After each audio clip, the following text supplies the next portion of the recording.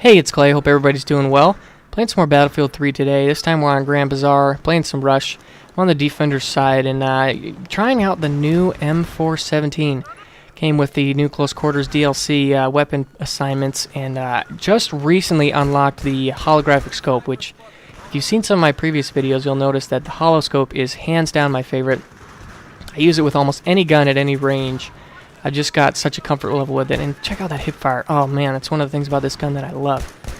But I want to talk about the M417, and I really like what DICE did with this gun. I really think that it does a really good job of fitting in a specific niche that I really like, and that I think that the Recon class needed. I talked in a previous video about how I think, oh, there's a nice drag shot, but how I think that with the new Close Quarters, DICE is patching holes. I think the M417 is a really prime example of that, because with the Recon kit, initially the semi-auto snipers were king. They were really good, and I think they were even glitched at some point during beta or during initial release. But they were so good, and they toned them back a little bit, brought up the bolt actions by giving the bolt actions the ability to get one-shot kills to the upper torso.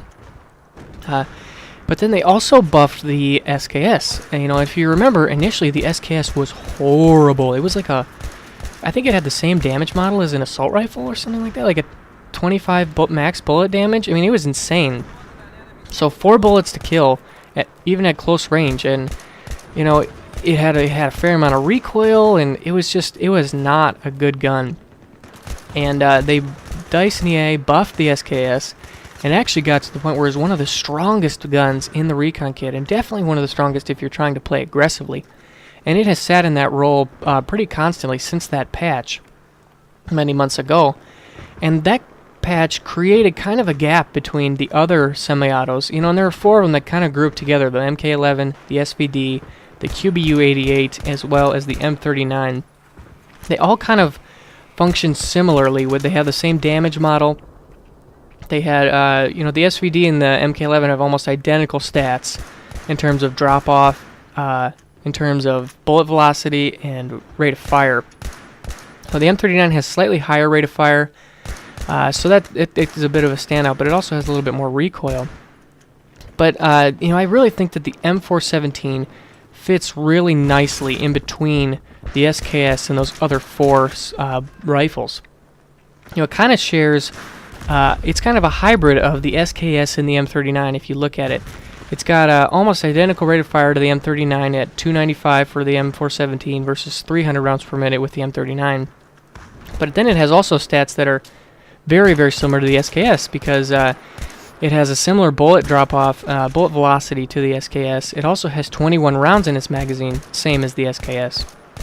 But then when you contrast that with having the same damage model as the other semi-auto snipers, with making it a 2-bullet kill, whereas the SKS is a 3-bullet kill, I really think that the M417 does a great job of bridging that gap.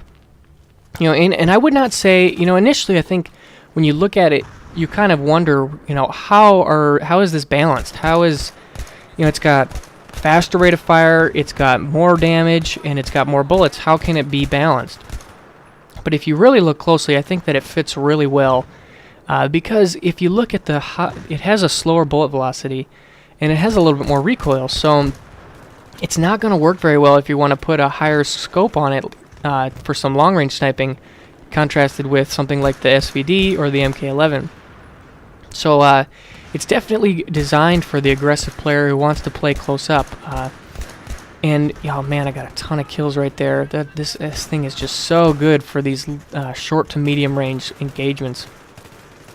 But really, I think that it does a great job of being balanced within the Recon kit and filling a slot that was needed. And, really, I think that as a whole, playing aggressively as a Recon is, I think, important. And, I don't even know if I want to use the word aggressive Recon as much as just a Recon player who's actually helping their team.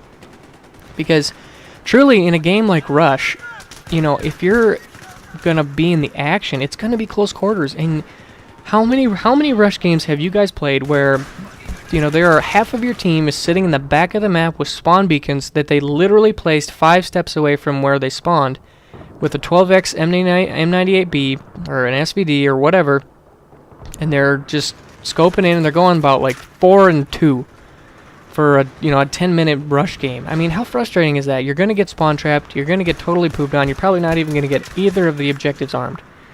So for DICE and EA to come in, give us this new sniper rifle, which is designed for playing aggressively, it seems. I really, really like the direction that they're moving, and so I'm pretty happy with this. In one of my previous videos, I know I talked negatively about the MK11 and the SVD, and I think that the reason that they don't work very well for playing aggressively is because they have a lower rate of fire, but that's definitely not the problem here.